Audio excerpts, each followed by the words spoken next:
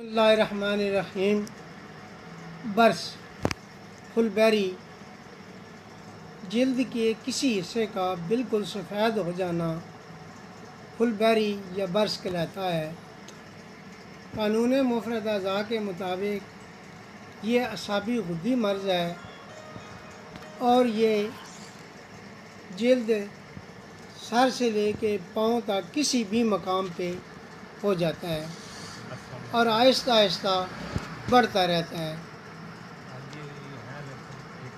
एक जल्द के ऊपर निशान नुमा पैदा होता है, एक आहिस्ता आहिस्ता जल्द सफ़ेद होना शुरू हो जाती है।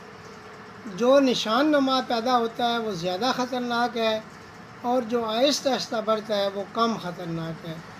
इसका दायरा कार पूरा जिस्म हो जाता है, आहिस्ता आहिस्ता बढ़ते बढ़ते ये पूरे जिस्म पे फैल जाता है। जिन लोगों के जल्द को थोड़ा सा खराशने से या सुई से छेद देने से खून निकल आए वो काबिल इलाज है और जिससे खून ना निकले वो काबिल इलाज नहीं है।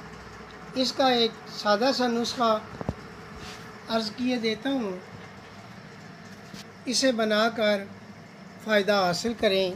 इंशाअल्लाह बहुत जल्दी ही बर्स का आराम आ जाएगा।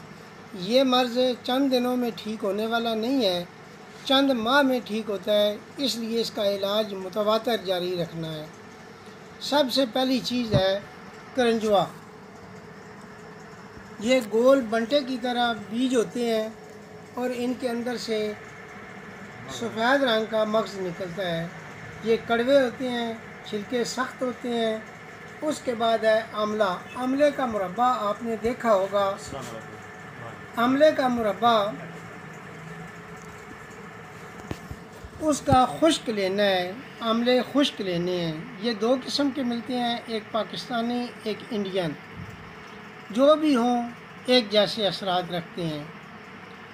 इसके बाद इन दो चीज़ों को बराबर वज़न में मिलाना है, करंजवा और आंवला को। उसके बाद हलीले, ये स्याह रंग की हरड़ होती है और इसे घी के अंदर बिरियाँ किया जाता है। भून लें घी के अंदर, ये बड़ी हो जाएगी, नरम भी हो जाएगी। इन दोनों वज़न के बराबर, इन दोनों वज़न से 4 गुना वज़न हरड़ का मिलाना है। ये है फटकड़ी, ये इसकी नाकस किस्म है और ये अच्छी किस्म की है। ये नाकस किस्म का इस्तेमाल नहीं करना, ये अच्छी किस्म का इस्तेमाल करना है। इसको लोहे के पतरे पे डाल के, तवे पे डाल के गरम करेंगे। ये पहले पानी बन जाएगी, उसके बाद खुश्क हो के एक रोटी नुमा बन जाएगी। इसकी मिकदार 2 गुना डालनी है। करंजवा आंवला एक एक हिस्सा, फटकड़ी 2 हिस्सा, हलीला स्याह 4 हिस्सा। इसके बाद इसके बराबर कीकर की फली मिलानी है और उसके बाद नारजील दरियाई। नारजील दरियाई की ये किस्म नाकस है, ये घटिया है, इसको इस्तेमाल नहीं करना।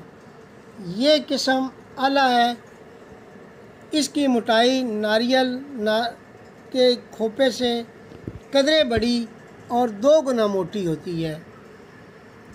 ये इसका छोटा फल है लेकिन इसका गूदा भी बहुत ज़्यादा है।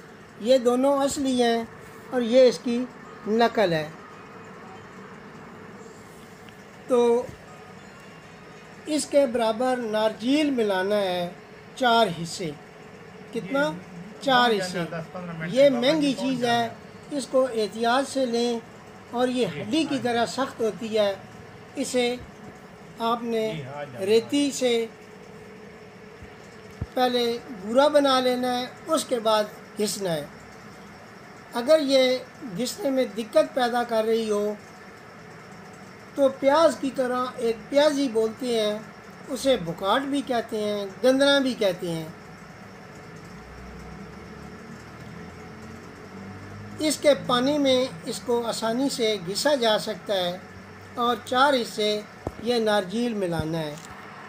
1/4 चम्मच सुबह, दोपहर और शाम 3 दफ़ा सादा पानी के साथ लें। इंशाअल्लाह चंद माह में बर्स से निजात मिल जाएगी। मुआलजीनों को सलाम और मरीज़ों के लिए दुआए खैरियत।